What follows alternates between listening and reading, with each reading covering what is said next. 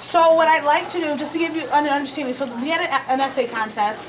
The prompt was, what is one aspect of your community you want to change, and what will you do to change it?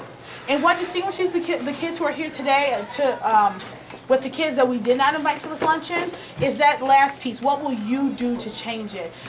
There has to be a distinction. The people who wrote essays, that submitted essays, especially our winners actually, we have a tie. They really dug deep and they really thought, what is my role in all of this? Because as a community, I'm a participant and I have a responsibility. And so we can really tell through their writing that they thought about, what do I bring to the table? What can I do? And even a couple of students talk about what I'm already doing to bring this sort of change to my community. So I'm really excited for you to hear these submissions. Go ahead and I'll call them up one by one. We'll get a chance to hear them, and then I'll go through our certificates for our finalists, and then I'll tell you our winners and our runner-up. That's how good it was. We had to have winners and a runner-up. If you just have your pass. If I could change one thing in my community, it would be the discrimination against the LGBT, lesbian, gay, bisexual, and transgender crowd. Parents and adults who believe it's wrong to be gay have rubbed off on a lot of kids from a young age. I've seen and heard kids and teens alike that use gay and faggot as derogatory terms on a regular basis, and I have been a victim of this kind of teasing a large section of my life. I am a male ballet dancer and have been for 8 years. People at school don't seem to understand how physically engaging it is and think it is a girly thing to do. People have called me a fag and gay so much that I started questioning myself. Although people have mostly stopped teasing me, I am going to do everything I can to open people's eyes to this offense so that there will not be as many people hurting others.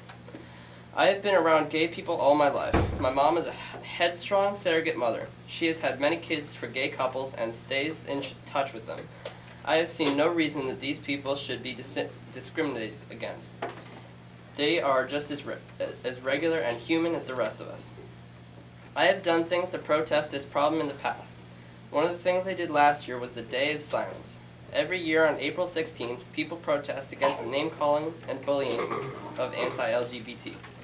The participant doesn't speak from the beginning of school until 8 p.m. I did it to open the eyes of the people in my school. I succeeded in drawing almost 20 people to participate with me in this event. I believe it's important for people to understand who their bullying affects and how it affects them. Along with it being a protest, it has also shown me how many people are involved in the movement against the anti-LGBT. I am also involved in Jefferson's Gay-Straight Alliance. We have only had one meeting so far and are deciding what we will make of it. We know we will all participate in the Day of Silence this year and are trying to find other interesting events like it. We are going to make posters and shirts to promote and advertise it. We are afraid of people vandalizing the posters, though. We believe the hate in the school is strong enough that people will take offense. I am willing to risk getting bullied now to stop the bullying from happening later. If I could change one thing in the community, it would be the discrimination against the LGBT crowd.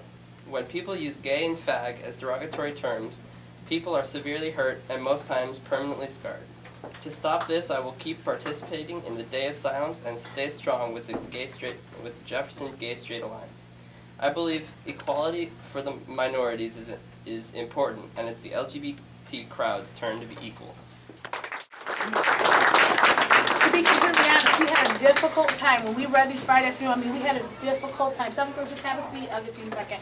We had a difficult time because there are a lot of essays, as you can hear, that touched our hearts and just kind of hit a nerve. And we're kind of like, oh, I need to go do something this weekend. And our runner-up, we read this essay and we couldn't make it our first place, but we said this essay needs to be read someplace else. So Ashley, you